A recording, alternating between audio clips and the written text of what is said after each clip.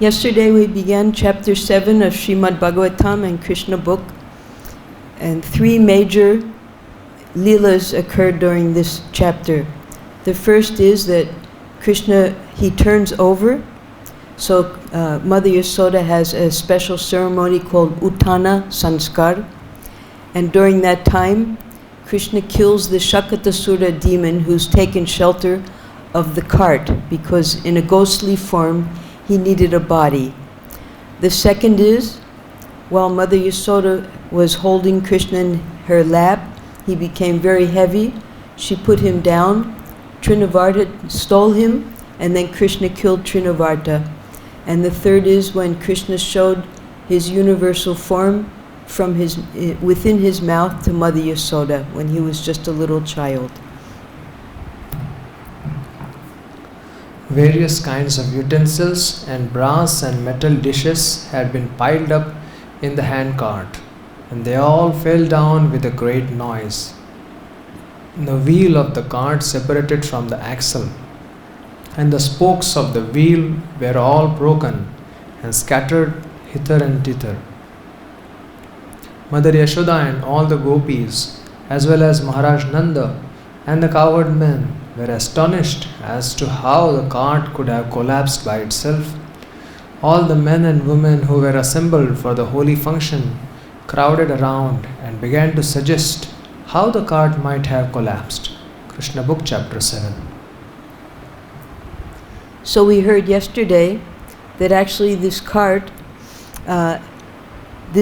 was the demon named Utkacha, who was the son of Hiranyaksha. He had been cursed by Lomasa Rishi to have a body of air. So that means a ghostly body.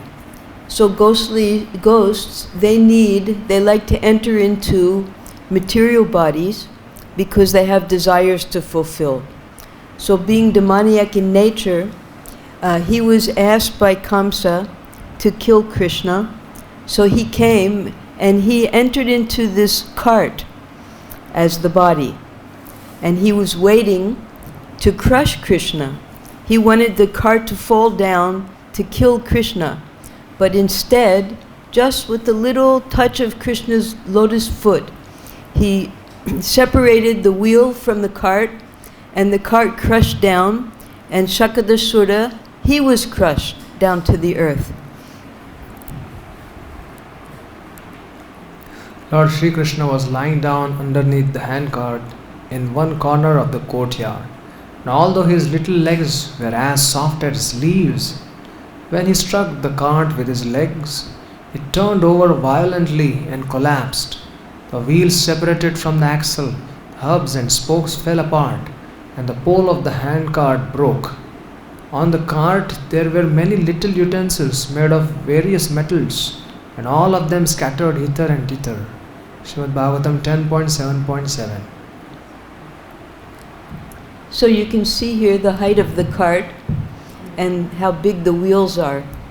So Krishna was put underneath the cart and his legs couldn't reach the cart itself. So he just pushed against he kicked the wheel, and the wheel completely demolished. All the spokes fell apart and the wheel itself fell off of the spokes, and then the axle broke. So the cart crashed to the ground, and that's how Shakadasura was killed.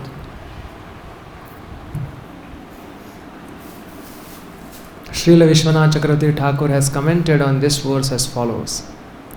When Lord Krishna was of a very tender age, his hands and legs resembled soft new leaves.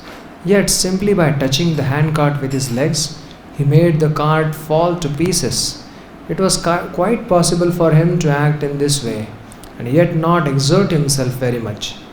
The Lord in his Vamana avatar had to extend his foot to the greatest height to penetrate the covering of the universe. And when the Lord killed the gigantic demon Hiranyakashipu, he had to assume the special bodily feature of Narasimhadev. But in his Krishna avatar, the Lord did not need to exert such energy. Srimad Bhagavatam 10.7.7 purport.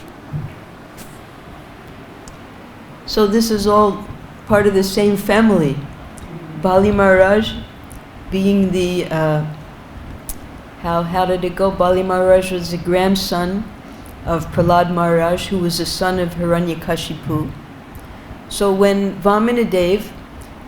Krishna took the form of Vamanadev, who was the previous incarnation of Vasudeva, of Kasyapa and Aditi, their son, in a dwarf form, he had to extend his foot so far to pierce the limit of the universe from which Ganga Devi came in. And then with his second step, he took over all of the middle and lower planetary systems. And then finally with his third step, he had to place that on Bali Maharaj's head. So that was a lot of hard work. He had to expand his body as big as the universe and press down. And then he pressed Bali Maharaj down into Sutala. So he was exerting himself in the Vamana incarnation. But now in this Krishna incarnation, in the springtime, when the new leaves start to bud, any of the leaves, sometimes they're reddish, even on the neem tree, the reddish leaves. We would use those reddish leaves for Prabhupada, for his sukta, and the tamal trees. All of the leaves, they're so soft when you touch them, when they first come out. So that was how soft Krishna's body was. So such a soft little baby, simply by touching the wheel, didn't take much exertion, but that was enough to kill Shakatasura. Therefore, Krishnastu Bhagavan Swayam, Srimad Bhagavatam 1.3.28. Krishna is the Supreme Personality of Godhead Himself. In other incarnations, the Lord had to exert some energy according to the time and circumstances. But in this form, He exhibited unlimited potency. Thus the handcart collapsed, its joints broken, and all the metal pots and utensils scattered. The Vaishnava Toshani remarks that although the handcart was higher than the child could easily touch the wheel of the cart, and this was sufficient to send the demon down to the earth. The Lord simultaneously pushed the demon to the earth and superficially broke the handcart. 10.7.7 purport. Now, if this happened with any other ordinary child, of course, there was great possibility that Krishna could be injured. Any little baby under a handcart that collapses could easily be injured. But because Krishna is a supreme controller, and he had specific things to accomplish to satisfy the blessing of his devotee Lomasha Rishi, he arranged it so that everything fell and nothing was touched by him. He was just lying there crying so that he could have his mother's milk. When Mother Yashoda and other ladies who had assembled for the Utthana festival and all the men headed by Nanda Maharaj saw the wonderful situation, they began to wonder how the handcart had collapsed by itself. They began to wander here and there, trying to find the cause, but were unable to do so. Srimad Bhagavatam 10.7.8. So this particular Leela, you won't find many pictures of it. So from within ISKCON, the artists, they did 3 pictures. So a lot of these pictures are just different portions of the same 3 pictures. So here Nanda Maharaj and Yashoda and the other ladies who had accompanied Yashoda during the ceremony, they're looking around trying to understand how in the world this very strong cart that was holding so many utensils just suddenly collapsed and fell to the ground. Nobody could understand it. No one could ascertain the cause, but some small children who were interested to play with baby Krishna informed the crowd that it was due to Krishna striking his feet against the wheel. They assured the crowd that they had seen how it happened with their own eyes, and they strongly asserted the point. Some were listening to the statement of the small children, but others said, "How can you believe the statements of these children?" The cowherd men and women could not understand that the all-powerful personality of Godhead was lying there as a baby, and He could do anything Both the possible and impossible were in his power. Krishna Book, Chapter 7. So even as a small baby, as a newborn baby, he killed Putana. Now, small child, no more than 3 months old, turning over, he could kill the great demon Shakatasura, and we'll see what happens next. The assembled cowherd men and ladies began to contemplate how this thing had happened. Is it the work of some demon or evil planet? They asked. At that time, the small children present asserted that the cart had been kicked apart by the baby Krishna.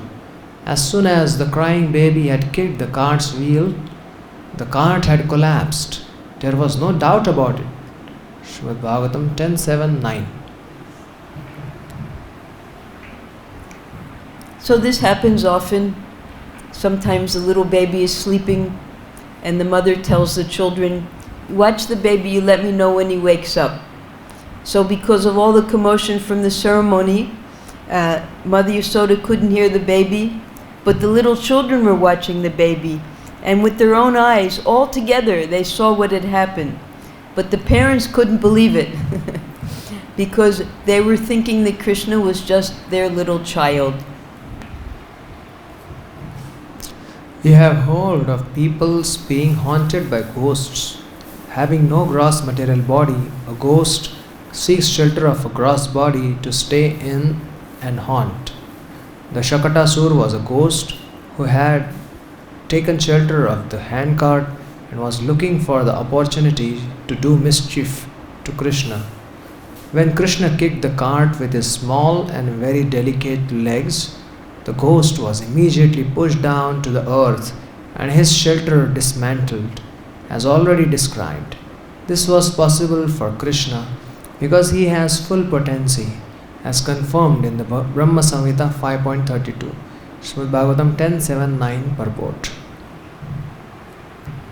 So, because Prabhupada here is talking about ghosts, we'll just tell a little ghost story that Prabhupada told. We heard about one ghost story when Prabhupada was in London, and then another ghost story when he was in Lucknow. So this ghost story happened when Prabhupada was a businessman here in India. And there was one Muslim man who he was doing business with, and sometimes he would invite the man to take prasadam at his home. So they set a date, and the man was supposed to come at a particular date. But when Prabhupada looked at the calendar, he saw that that date was Ekadasi. But there was no way to inform the man. No telephones, the man was going to come. And when the man came, Prabhupada folded his hands and he apologized. He said, I'm so sorry. Today is Ekadasi, and today we're fasting. I can't feed you any grains. So the Muslim man, he said, oh, I'm so happy because I also observe Ekadasi. So Prabhupada said, how is that? So he said, one day I was walking through a forest and I heard some people laughing.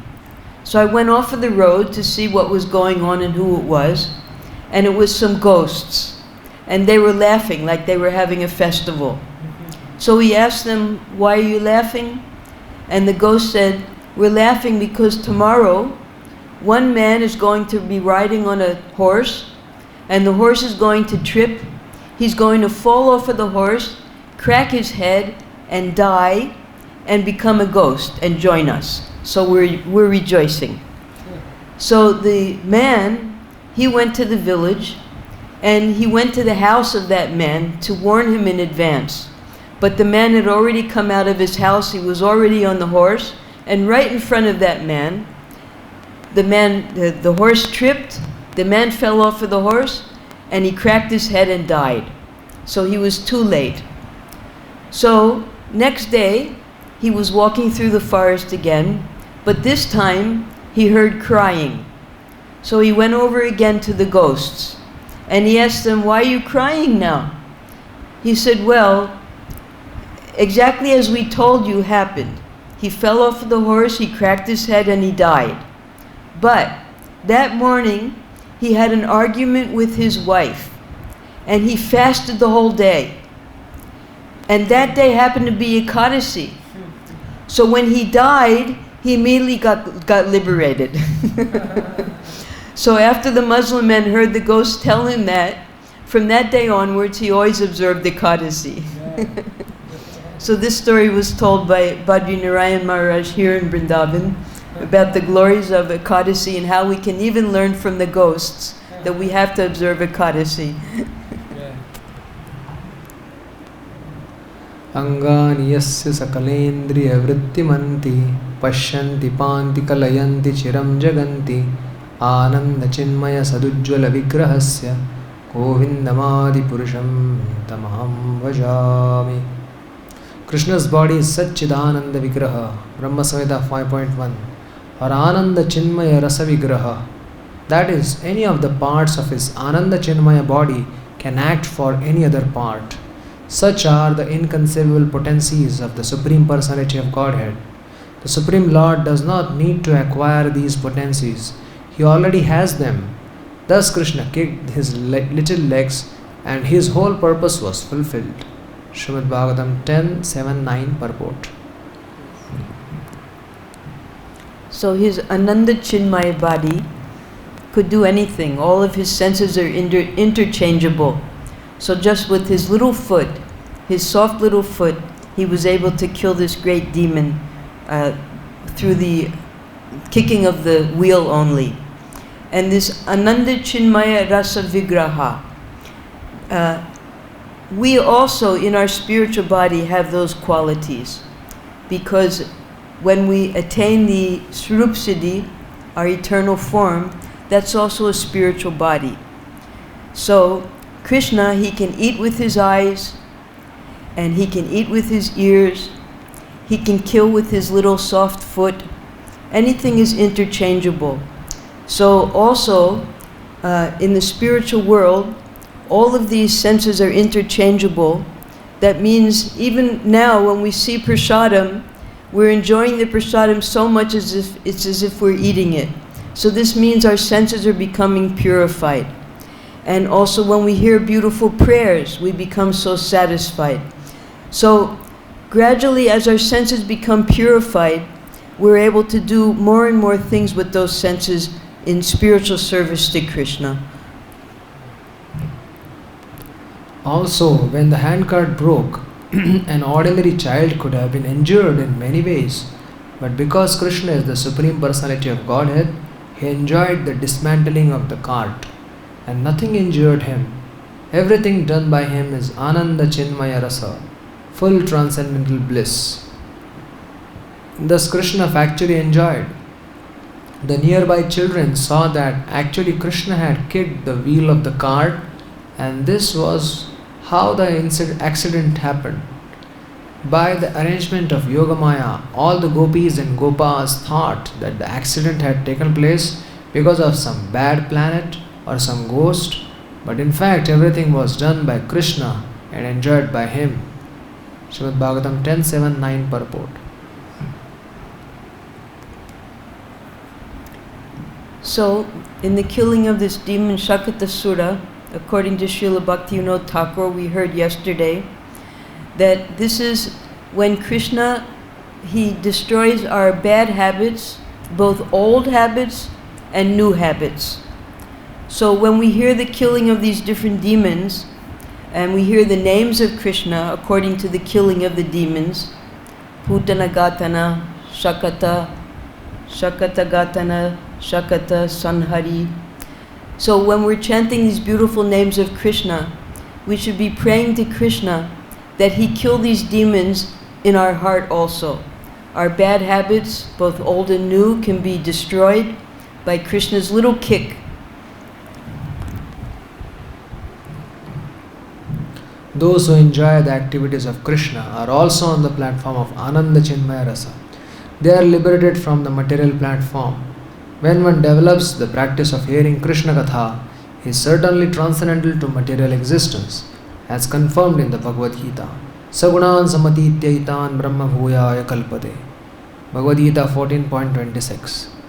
Unless one is on the spiritual platform, one cannot enjoy the transcendental activities of Krishna, Or in other words, whoever engages in hearing transcendental activities of Krishna is not on material platform, but on the transcendental spiritual platform. Srimad Bhagavatam 10.7.9 purport. So here in this picture of Braj, you have so many different devotees with different relationships of with Krishna. You have the elderly gopis and gopas and the different residents of Braja. You have the young gopis, you have Krishna's cowherd boyfriends, you have the animals and the trees and the land and the mountains and the birds. So every single individual in Braj is a devotee.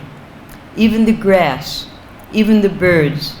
Srila Prabhupada told us that here in Vrindavan, present, the trees and the birds are already back to Godhead. They're already engaged in their service to Krishna. Now we're hearing the peacocks singing. So these peacocks singing, they're already back to Godhead. So each individual living entity has an eternal relationship with Krishna. And in each one of the rasas, there are perfect models of the perfect love in those rasas, just like Mother Yasoda and Nanda Maharaj. They're the perfection of Vatsalya Ras. Of course, Radharani and the gopis, they're perfection of Madhurya Ras. And in Sakya Ras, when we come to the Poganda Lila, we'll hear about all the different groups of Krishna's cowherd boyfriends. And in each one of those different types of groups, they have also the perfect models, the names and the different types of service they do. And what we can do is, because Krishna is not like us, he doesn't just have one form. We learn from his Dwarka Leela that when he married 16,108 wives, he lived individually with each one of those wives so that they could serve him. That was their eternal relationship with them. So when we have a particular rasa with Krishna, we see who the perfect models are, and we try to learn from them how to perfect our love for Krishna. And it's not that Krishna is only with them. No, he expands himself. And that's why as Paramatma, he guides us to him. And then in the spiritual world, we have this personal relationship with Krishna. We know that during the rasa dance, Krishna expanded to dance with each and every gopi. They all thought that each one of them was dancing with Krishna personally.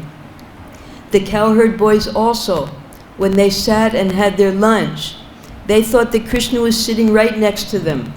So he expands like that for each and every devotee. And when we hear these Braja pastimes, now we're hearing mostly about the Vatsalya Ras. We can appreciate this pure love that Nanda Maharaj and Yashoda Devi and all the elderly associates of the mother and father of Krishna have for Krishna. The simple gopis and gopas, unaware that Krishna is always unlimited, could not believe that baby Krishna had such inconceivable power. They could not believe the statements of the children, and therefore they neglected these statements as being childish talk. Thinking that some bad planet had attacked Krishna, Mother Yashoda picked up the crying child and allowed him to suck her breast. Then she called for experienced brahmanas to chant Vedic hymns and perform an auspicious ritualistic ceremony. Srimad Bhagavatam 10.7, 10 and 11. Purport. Whenever there is some danger or some inauspicious occurrence, it is the custom of Vedic civilization to have qualified brahmanas immediately chant Vedic hymns to counteract it. Mother Yashoda did this properly and allowed the baby to suck her breast. Now they were already having one ceremony, the Uttana festival. That's why everyone had come there, and that's why there were so many people, and Yashoda Mai couldn't hear Krishna crying. Now they're going to have a second festival. The Brahmins are already there, and Mother Yasoda, what was she doing previously, before Shakadasura was killed? She was busy greeting all the guests and distributing charity, giving gifts, giving cows. Now, in the second festival, they're going to do it all over again. It's the festival by what reason? What? It's for what occasion festival? The second one? The second one because Krishna was saved when the cart fell down. And they thought that maybe a ghost or a planet had caused the cart to fall down. Festival. Always festival. While the discussion was going on, baby Krishna cried. Without remonstration, Mother Yashoda picked the child up on her lap and called the learned Brahmanas to chant holy Vedic hymns to counteract the evil spirits. At the same time, she allowed the baby to suck her breast. If a child sucks the mother's breast nicely, it is to be understood that he is out of all danger. After this, all the stronger cowherd men put the broken cart in order, and all the scattered things were set up nicely as before. The Brahmanas thereafter began to offer oblations to the sacrificial fire with yogurt, butter, kusha grass, and water. They worshipped the Supreme Personality of Godhead for the good fortune of the child. Krishna Book, Chapter 7. So this sucking of the baby, maybe you've seen, and nowadays they have a plastic pacifier.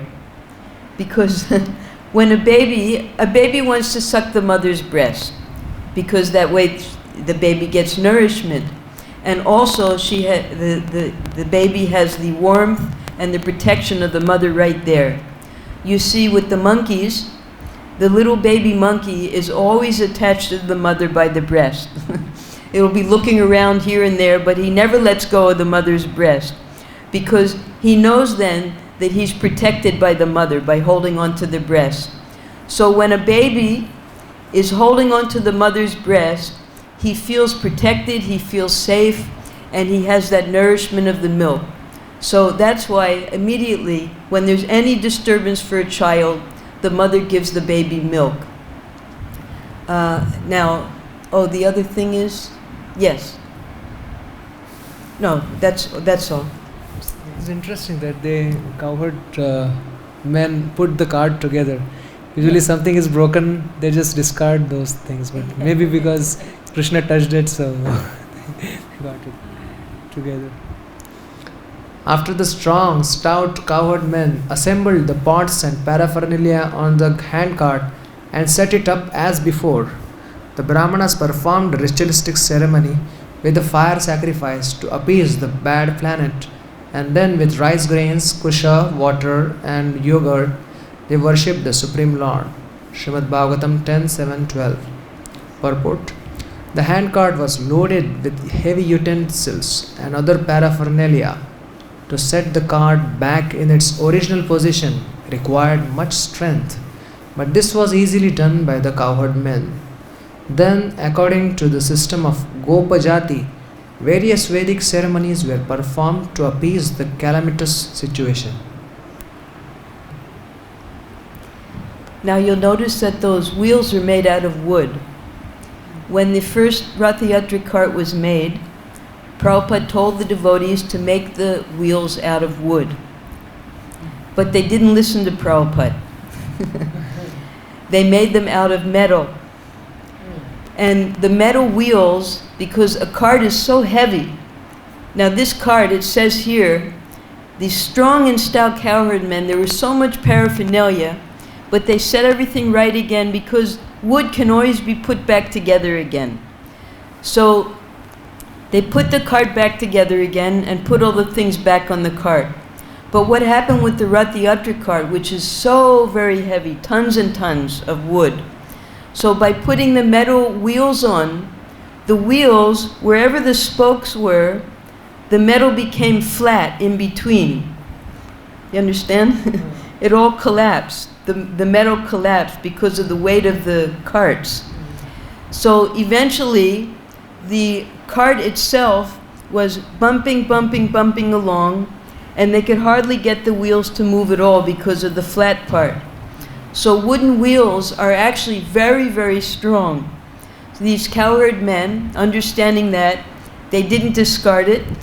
They put everything back together again, and then those strong wheels were able to hold all of the paraphernalia.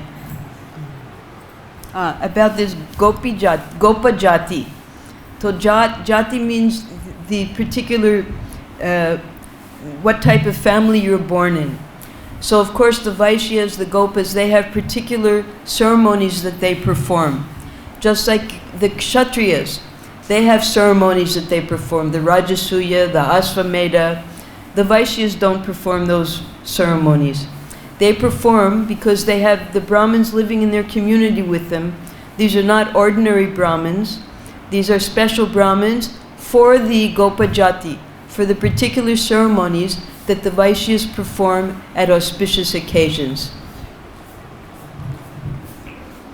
The Brahmanas who were present at that time were all qualified because they were not envious. They never indulged in untruthfulness, they were never proud, they were non-violent, and they never claimed any false prestige. They were all bona fide Brahmanas, and there was no reason to think that their blessings would be useless. With firm faith in the qualified Brahmanas, Nanda Maharaj took his child on his lap and bathed him with water mixed with various herbs, while the Brahmanas chanted hymns from Rigveda, Yajurveda and Samavedas. Krishna book, chapter 7. So in this particular ceremony, Nanda Maharaj took part with Krishna on his lap. Now these Brahmanas, for instance, we know about one Brahmin family that had that took major part in Krishna's pastimes, and that was the mother of Sandipani Muni, Purnamasi, and she brought her 2 grandchildren with her, Nandimukhi and Madhumangal. So Madhumangal, being a little Brahmin boy, he had so much fun with Krishna. He's one of Krishna's dearest friends. And these Brahmins who were engaged by Nanda Maharaj to perform the different Gopajati ceremonies, they were pure, of course. They lived in Braj with Krishna. They got to see Krishna all the time and do so many ceremonies for him. So they had all of the genuine qualities that you read about in Bhagavad-Gita of a Brahmin.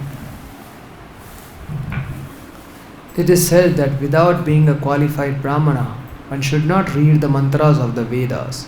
Here is the proof that Brahmanas were qualified with all the Brahmanical symptoms. Maharaj Nanda also had full faith in them.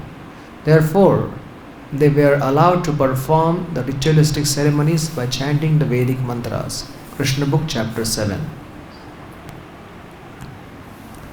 Now many times the Brahmanas, they'll set up pots and make different arrangements, make special kotis and invite the demigods, and they'll even invite Vishnu to come for their ceremonies, for their yagyas. But here, these Brahmanas are so fortunate that the Supreme Personality of God himself is present, and they're performing all these yagyas for his pleasure directly. There are many different varieties of sacrifices recommended for different purposes, but the mantras are all to be chanted by qualified Brahmanas. And because in this age of Kali such qualified Brahmanas are not available, all Vedic ritualistic sacrifices are forbidden. Sri Chaitanya Mahaprabhu has therefore recommended only one kind of sacrifice in this age, namely Sankirtana Yajna, or simply chanting the Mahamantra Hare Krishna, Krishna Krishna, Hare Hare, Hare Rama, Rama Rama, Hare Hare. Krishna book, chapter 7. So it's true there are particular yagyas that are forbidden in Kali Yuga, but that doesn't mean that we should stop performing all yagyas and all samskaras. Srila Sanatana Goswami, Srila Gopal Bhatta Goswami, and their associates here in Vrindavan, they conferred together to write the Satkriya, it's called Satkriya Satkriya Sara, yes, in which the different Vaishnava sanskaras and ceremonies are described, which mantras to chant, and the sanskaras should never be given up, because it's the samskaras that guide one through human life, from preconception up to the moment of death. So if we can't chant the mantras perfectly, we can call Vaishnava Brahmins who have learned these mantras, as given by Sanatana Goswami, Gopal Bhatta Goswami, who have learned from their gurus and their teachers how to chant these mantras. And we should perform the sanskaras. Even if we personally can't do it, we ask the Brahmin devotees to do it for us. But if we can't do anything else, we should chant the Hare Krishna Maha Mantra, because that's the recommended yajna in Kali Yuga, according to Sukadeva Goswami and according to Lord Brahma, Narada Muni, and everyone in our parampara. As the Brahmanas chanted the Vedic hymns and performed ritualistic ceremonies for the second time, Nanda Maharaj again gave huge quantities of grains and many cows to them. All the cows which were given in charity were covered with nice gold embroidered garments, and their horns were bedecked with golden rings. The hooves were covered with silver plate, and they wore garlands of flowers. He gave so many cows just for the welfare of his wonderful child. And the Brahmanas in return bestowed their heartfelt blessings, and the blessings offered by the able Brahmanas were never to be baffled. Krishna Book, Chapter 7. So the best we could find was the picture of a statue of a cow, because nowadays when people give cows in charity, they usually give cows that are useless, that don't give milk anymore, and they want to get rid of them, so they give them in charity to a goshala. And very rarely will you find a cow decorated with golden rings on their horn and silver-plated hooves and gold-embroidered cloth.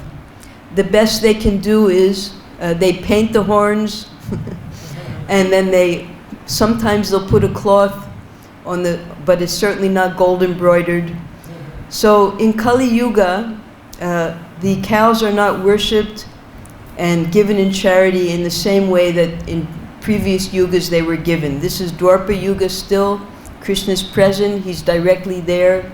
So the cows were given the utmost respect, especially in Braja, where every member of the community depended upon the cow.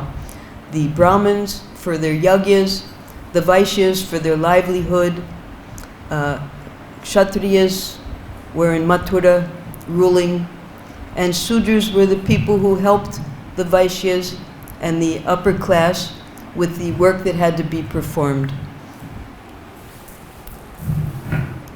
When Brahmanas are free from envy, untruthfulness, unnecessary pride, grudges, disturbances by opulence of others, and false prestige, their blessings never go in vain.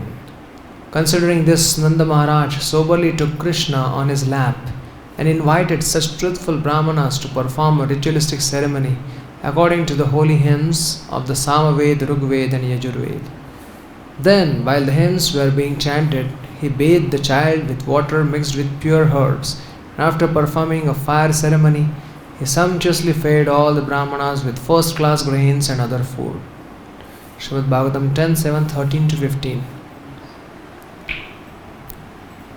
Now we can compare these Brahmins to the Yajnik Brahmins that lived in Mathura, who, when Krishna and the cowherd boys, on the advice of Krishna, went to beg just some prasadam from these Mathura Vasi Yajnik Brahmins, they wouldn't even speak to them. But these Brahmins were so pure.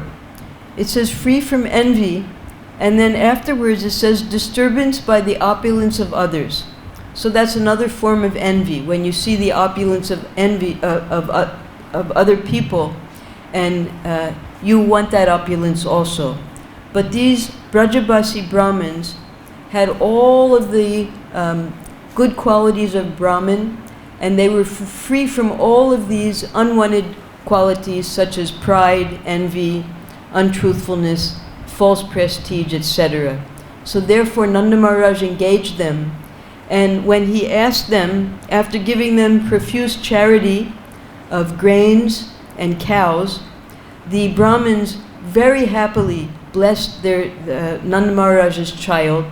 And what did he bless them with? With longevity, with good health, with all of the things that a little child would require for growing nicely. Nanda Maharaj was very confident about the qualifications of the Brahmanas and their blessings. He was fully confident that simply if the good Brahmanas showered their blessings, child Krishna would be happy. The blessings of qualified Brahmanas can bring happiness not only to Krishna, the Supreme Personality of Godhead, but to everyone. Because Krishna is self-sufficient, he does not require anyone's blessings. Yet Nanda Maharaj thought that Krishna required the blessings of the Brahmanas. What then is to be said of others? In human society, therefore, there must be an ideal class of men, Brahmanas, who can bestow blessings upon others, namely upon Kshatriyas, Vaishyas and Shudras, so that everyone will be happy. Srimad Bhagavatam 10:7, 13 to 15 purport. 7. So Nanda Maharaj, he had full faith in these Brahmins, and therefore he was very happy to give them charity. He knew this charity wouldn't be misused. He knew they weren't greedy. And then the Brahmins very happily gave the blessings to the whole family. Brahmins are required in every society. Nowadays, in the universities, they're teaching not Brahminical qualities, but they're teaching people how to become first-class Sudras and businessmen, at best, Vaishyas. So, but what Prabhupada wanted to establish was the Gurukula system, so that from age 5, the child is trained in Brahminical qualities. Therefore, he established this Gurukula here, and he wanted them to learn the Vaishnava qualities and the Shastras, and a little bit of math and English and things that were required for practical living. But particularly, he wanted these boys to learn Brahminical life. So fortunately, a Vaishnava automatically has the qualities of a Brahmin. So if we remain devoted to Krishna as Vaishnavas, all of these Brahminical qualities can also develop within each of us. Krishna therefore says in Bhagavad-Gita 4.13 that human society must have 4 social orders. Chaturvarnyam maya srishtam gunakarma vibhagashaha. It is not that everyone should become a Shudra or a Vaishya and a human society will prosper. As enunciated in the Bhagavad-Gita, there must be a class of Brahmanas with qualities like Satya, truthfulness, Shama, peacefulness, Dhamma, self-control, and Titiksha, tolerance. Srimad Bhagavatam 10:7, 13 to 15 purport. So nowhere is it mentioned in these qualities of a Brahmin, Janma, Guna Karma Vibhagashaha. So a person who has these Brahminical qualities such as Satya, Sama, Dhamma, and Titiksha, he can be accepted as a Brahmin. And this is how Lord Chaitanya was able to transform even people born out of Brahmin families into Brahmin Vaishnavas, Vaishnava Brahmins. Now, some of his followers were born in Brahminical families, such as Rupa and Sanatana Goswami, but because they were forced into the service of the Mohammedan king, they were rejected by the Brahmin community. There were others also, though they were Brahmins and high-class birth, they were rejected by the Brahminical society. But by Lord Chaitanya's mercy, because they had the qualities of a Brahmin, he accepted them and he put them on the platform not only as Brahmins, but they became Goswamis. Then there were other followers of Chaitanya Mahaprabhu who were born in Kayasta and other such lower grade families. But he also accepted them as Vaishnavas and took their association. So it's never by birth that one is judged whether he's Brahmin or in the other varnas or in the other varnas. It's by qualities, by one's guna and one's karma. Here also, in the Bhagavatam, Nanda Maharaj invites qualified Brahmanas. There may be caste Brahmanas, and we have all respect for them, but their birth in Brahmana families does not mean that they are qualified to bestow blessings upon the other members of human society. This is the verdict of the Shastras. In Kali Yuga, caste Brahmanas are accepted as Brahmanas. Vipratve sutramevahi. Srimad Bhagavatam 12:2-3. In Kali Yuga, simply by putting on a thread worth 2 paise, one becomes a Brahmana. Such Brahmanas were not called for by Nanda Maharaj. As stated by Narada Muni, 7:11:35 Srimad Bhagavatam, Yasya yal lakshanam proktam. The symptoms of a Brahmana are stated in Shastra, and one must be qualified with these symptoms. Srimad Bhagavatam 10:7-13-15 purport. So one can go to the market and buy a thread and put it on and declare himself to be a Brahmin. But according to Narada Muni, who's topmost authority, it's the Lakshanam. Lakshanam is, he's decorated with the qualities of a Brahmin. So not only does he have a thread, but he's decorated with all of those qualities, Satya, Sama, Dhamma, Titiksha, that a Brahmin actually has.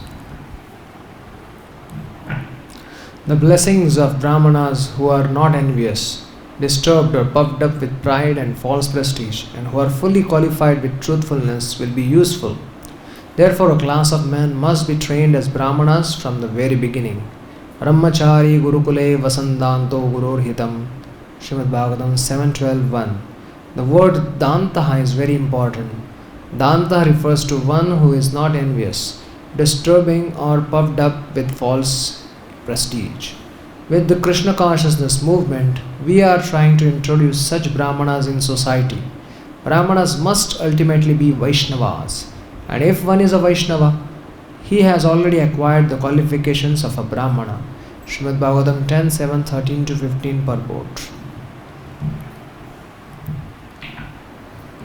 So this is described that even Prahlad Maharaj, who was born in a demoniac family, because he was a Vaishnava, he was considered better than a Brahmana. And he's one of the Mahajans. So anyone in any type of birth, if he has these qualities here, Danta, the quality of Danta, being non-envious, not puffed up with false prestige, then he comes to the platform of being a Vaishnava. And according to Narada Muni, anyone who can chant Hare Krishna, it means they performed all of the yagyas, all of the requirements of a Brahmana, and in this lifetime now they've come to the platform of Vaishnava. So we're most fortunate that we've been given this Hare Krishna Maha Mantra, because by this Hare Krishna Maha Mantra we can aspire to become pure Vaishnavas, and automatically the qualities of a Brahmin will come in our body. Brahma Bhuta Prasannatma, Bhagavad-Gita 18.54. The word Brahma Bhuta, Srimad Bhagavatam 4:30-20, refers to becoming a Brahmana or understanding what is Brahman. Brahma Janati iti Brahmana. One who is Brahma Bhuta is always happy, Prasannatma, na shochati na kangshati. He is never disturbed about material necessities. Samah sarveshu bhuteshu. He is ready to bestow blessings upon everyone equally. Mad bhaktim labate param. Bhagavad-Gita 18.54. Then he becomes a Vaishnava In this age, Srila Bhakti Siddhanta Saraswati Thakur introduced the sacred thread ceremony for his Vaishnava disciples with the idea that people should understand that when one becomes a Vaishnava, he has already acquired the qualifications of a Brahmana. Srimad Bhagavatam 10.7, 13-15 purport. Now when Srila Bhakti Vinod Thakur and then Srila Bhakti Siddhanta Saraswati introduced the initiation of non-born Brahmins to receive the Gayatri Mantra, there was a huge uproar from the Smarta Brahmins, the caste Brahmins, but Srila Bhakti Siddhanta Saraswati was able to defeat them all through Shastra. So following in the line of his spiritual master Srila Prabhupada, he went so far that in the Western countries where the people are born into Mlecha and Yavana families, he also blessed them with the Gayatri Mantra, gave them the sacred thread, and Srila Bhakti Siddhanta Saraswati also, he gave women the Gayatri Mantra, and Prabhupada followed in the footsteps of his spiritual master by giving the women also the Gayatri Mantra, though of course they don't wear the Brahmin thread. So this qualifies anyone, at least in the human form, if they develop the qualities of a Vaishnava, then automatically they become Brahman and they can chant the Gayatri Mantra. But over and above that, Gayatri Mantra is not as powerful as the Hare Krishna Maha Mantra. Hare Krishna Maha Mantra is more powerful than any other mantra. So if we can chant the Hare Krishna Maha Mantra 24 hours, Prabhupada says 16 rounds on the beads and 100 rounds off of the beads. That means whatever we're doing, we can be chanting the holy name, and it's not just the holy name. We could be talking about Krishna, we can be singing about Krishna, we can be hearing about Krishna, and that means Vaishnava.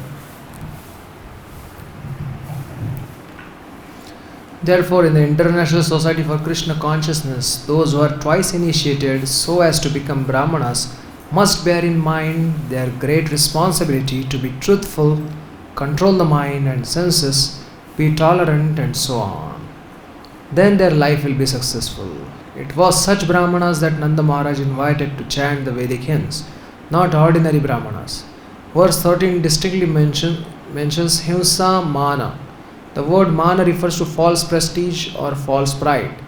Those who were falsely proud, thinking that they were Brahmanas because they were born in Brahmana families, were not invited by Nanda Maharaj on such occasions. Srimad Bhagavatam 10.7, 13-15 purport. So when we receive initiation from the spiritual master, that's the time of our spiritual birth. Birth means a beginning. It doesn't mean the end. It doesn't mean that now I've got it and it's over now. No, that's when our spiritual life begins. And from that point onwards, we have to maintain all of the qualities of an initiated Brahmin Vaishnava. And this is the responsibility of the disciple. We have a contract with our spiritual master that we're going to follow the four regulative principles and engage in both things, Bhagavad-Vidhi and Pancharatriki Vidhi. So these are two tracks, and the train that's running on these tracks is the orders of the spiritual master. And the two tracks are essential for a train to run. The Pancharatriki Vidhi, that's the deity worship, is there for the purification of the body and the mind. Because when we engage in deity worship, we have to take bath, we have to keep everything clean. So these are all Brahminical qualities, very much required after initiation. And then the other Bhagavad-Vidhi, that's the understanding of the Shastra and the preaching, the Shravanam and the Kirtanam and the Smaranam. So all of these activities are absolutely essential if we want to remain on the Vaishnav Brahmin platform. Verse 14 mentions Pavitra Oshadhi. In any ritualistic ceremony, many herbs and leaves were required. These were known as Pavitra Patra. Sometimes there are Nimba leaves, sometimes Bale leaves, mango leaves, Ashwatha leaves or Amalaki leaves. Similarly, there were Panchagavya, Panchashasya and Pancharatna. Although Nanda Maharaj belonged to Vaishya community, everything was known to him. Srimad Bhagavatam 10:7-13-15 purport. Panchagavya is a mixture used in traditional rituals that is prepared by mixing 5 ingredients. The 3 direct constituents are cow dung, cow urine and milk. The 2 derived products are curd and ghee. Panchashasya is 5 grains: rice, barley, black sesame, moong and black whole urad. Symbolically, the 5 grains represent hope, well-being, happiness and fertility. Pancharatna are 5 types of gems. Now these things are easy to acquire. The herbs are just leaves from trees, neem leaves, bale leaves, mango leaves, ashwatha, that means the peepal leaves, and amla leaves. So anyone can get those things, they're not expensive. Panchagavya also, we can get from the cow dung, cow urine, cow milk, and then from the milk we make the curd, which is yogurt, and ghee. That's Panchagavya. Panchashasya, these 5 different types of grains, they're also easily available. So these 2 things are very important. The Panchagavya, that's from the cow protection, and the Panchashasya, that's from the agriculture. So these 2 things always go together, even when offering the different yagyas. The cow products and the agricultural products are offered together to the Supreme Lord. The most important word in these verses is Mahagunam, indicating that Brahmanas were offered very palatable food of exalted quality. Such palatable dishes were generally prepared with 2 things, namely food grains and milk products. Bhagavad-Gita 18.44 therefore enjoins that human society must give protection to the cows and encourage agriculture. Krishi Goraksha Madijam Vaishya Karma Swabhavajam. Simply by expert cooking, hundreds and thousands of palatable dishes can be prepared from agricultural products and milk products. This is indicated by the words Annam Mahagunam 10:7-13-15 purport. So this is the cycle given to us by the Supreme Lord, that we perform yagya, and we perform yagya with milk products and grains. From this yagya, the rains come. And from the rains, the grains come. The cows eat the grains, and from eating the grains, they produce milk. So again, we have the 2 essential elements of a yagya, which is cow products and grains. So this cycle is all supported by cow protection and by agriculture. And therefore, Krishna gives so much emphasis on this Krishi Go Raksha, why we have to protect the cows and engage in agriculture for the perfection of human life.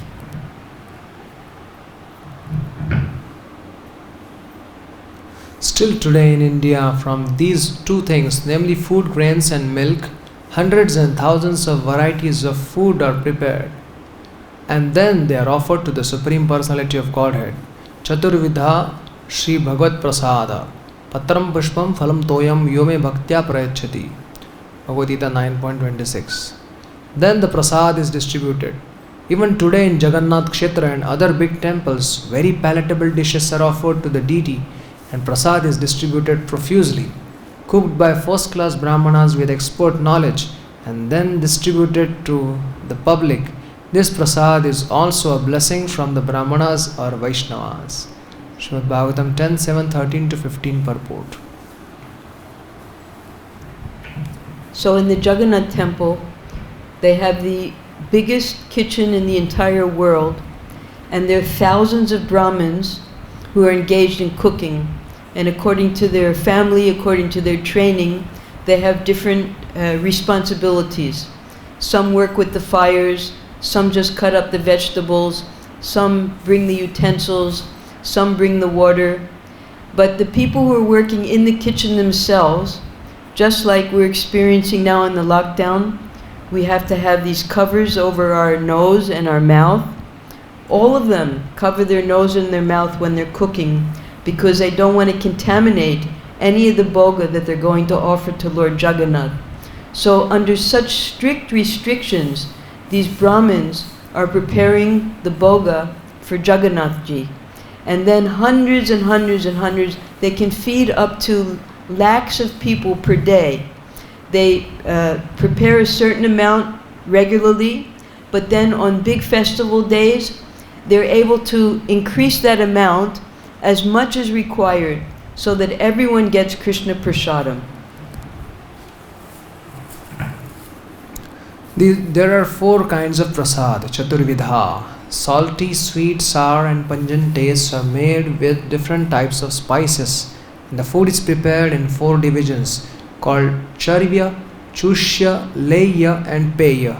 Prasad that is chewed, prasad that is licked, prasad that is tasted with the tongue, and prasad that is drunk. Thus, there are many varieties of prasad prepared very nicely with grains and ghee, offered to the deity and distributed to the Brahmanas and Vaishnavas and then to the general public. Srimad Bhagavatam 10:7-13-15 purport. So there are 4 types of tastes. That's salty, sweet, sour, and pungent. And according to these 4 different types of tastes, they produce different reactions in the body, according to Ayurveda. And then there are 4 different ways to eat these 4 different tastes. The charvya, we already know what charvya means because of what Prahlad Maharaj says, that's chewing. Then chushya is licked. Then leya is tasted with the tongue. And peya is that which is drunk. So of these 4 different types of tastes, there are 4 different ways to eat prasadam.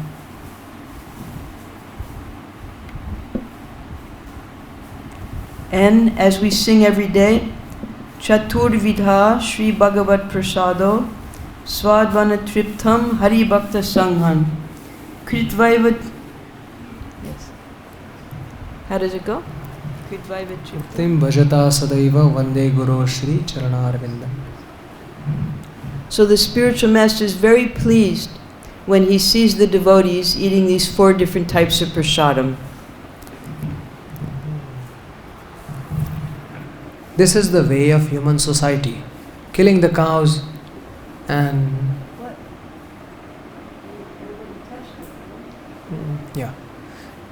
This is the way of human society. Killing the cows and spoiling the land will not solve the problem of food. This is not civilization. Uncivilized men living in the jungle and being unqualified to produce grain, food by agriculture and cow protection may eat animals. But the perfect human society advanced in knowledge must learn how to produce first-class food simply by agriculture and protection of cows. Srimad Bhagavatam 10:7-13-15 purport.